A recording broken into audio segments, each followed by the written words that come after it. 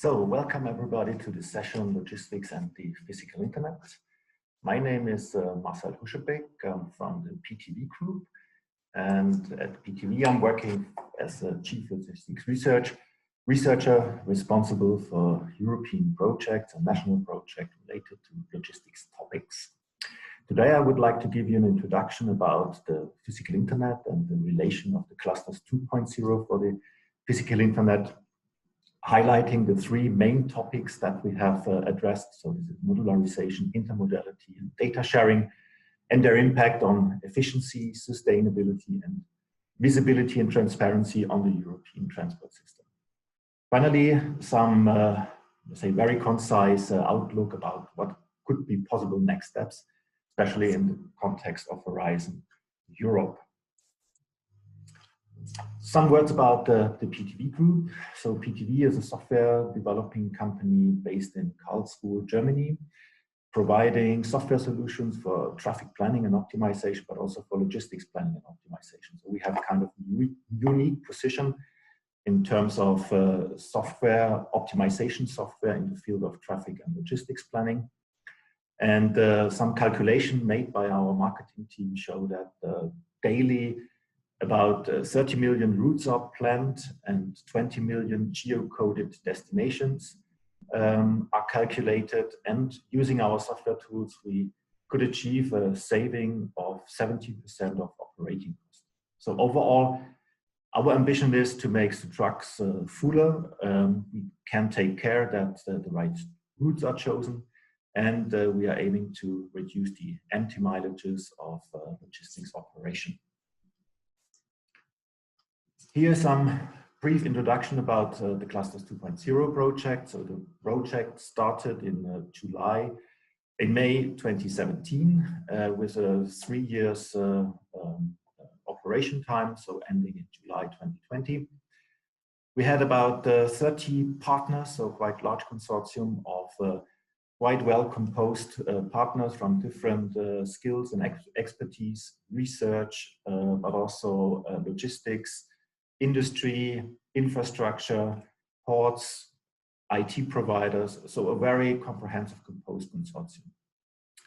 And within the cluster, our vision was to leverage the full potential of the European logistics clusters for a sustainable, efficient, and fully integrated transport system. So when talking about logistics clusters, how can you, let's say, characterize or define these kind of appearances? So clusters has let's say various definitions.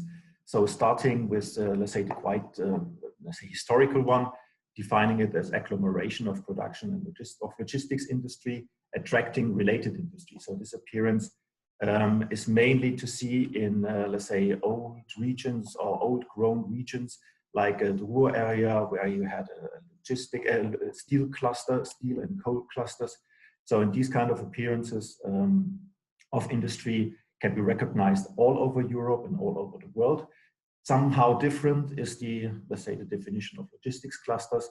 So we are talking here more about nodes along major trade routes to cooperate, of cooperating partners in order to reduce transport costs. So let's say the main characteristic here is the cost-driven aspect and let's say the linkage to corridors.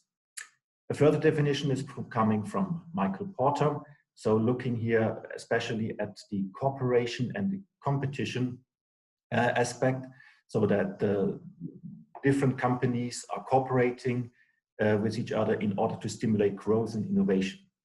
And let's say this mixture of let's say historical clusters, logistics nodes, and this cooperation and competition aspect is also, let's say, feeding into this physical internet hub concept that is provided by the physical internet. So especially here the characteristics are to have fast, cheap, and easy and reliable interconnectivity at nodal points, that let's say the load breaking should be avoided, and also the cost aspect is considered, so that here lower price level can be achieved at transshipment.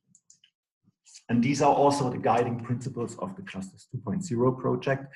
So starting with the thesis that shippers could consider considerably increase the usage of intermodal services through collaboration and pooling of freight demand.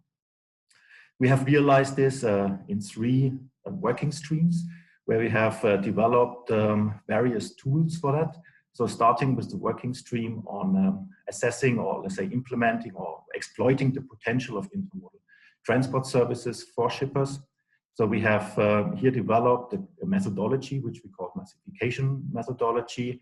A tool was developed in order to easily assess the potentials along a corridor, which we call the quick check tool, and a comprehensive software suite, which we called X Intermodal, in order to clearly assess and assign the potentials that out of a concrete shipper's order list, intermodal services can be exploited. We found out that clearly the issue of visibility and connectivity is a key success factor. And this was also addressed in two software solutions. One is the cluster community system, so a kind of cooperating information system, similar or comparable to a port community system. We have, let's say, a more app-oriented, so platform-oriented solution, which we call slot booking app. So assessing here the inbound processes of ports and airports in order to achieve here better and seamless process optimization. And finally, we added the key aspect of the physical internet, so the modularization to this concept, by developing a new solution, which we call new modular loading units, in order to achieve a better fill rate and the pooling of cargo. Starting with this modularization concept, we had several design principles. So we had a full design thinking and deployment and implementation process within the Cluster 2.0 project. And so our key design principles are that we want to build new loading units based on the pallet size, so that we are following this as a kind of standard.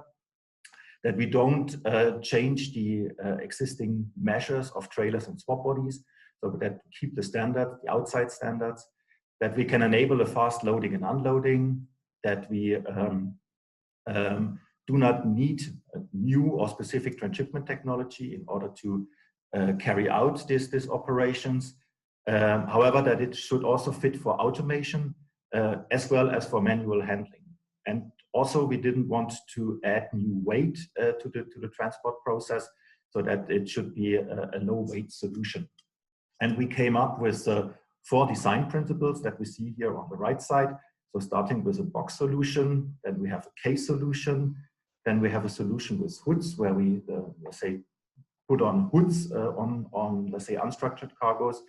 And also here in this combination of modular box systems, that modular boxes can be placed on these new modular loading units up to the roof of the trailer. We tested this in various scenarios. So we have loaded it from the back, used standard forklift technology, but also automated conveyor systems. So we tested it on the road, so by side loading with forklift trucks. We also had the handling within the depot, so with empty but also with heavy cargo up to 2 tons.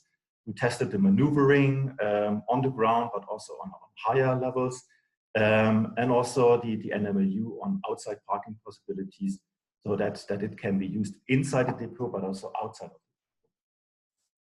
Overall, the results are quite promising and quite let's say, stimulating.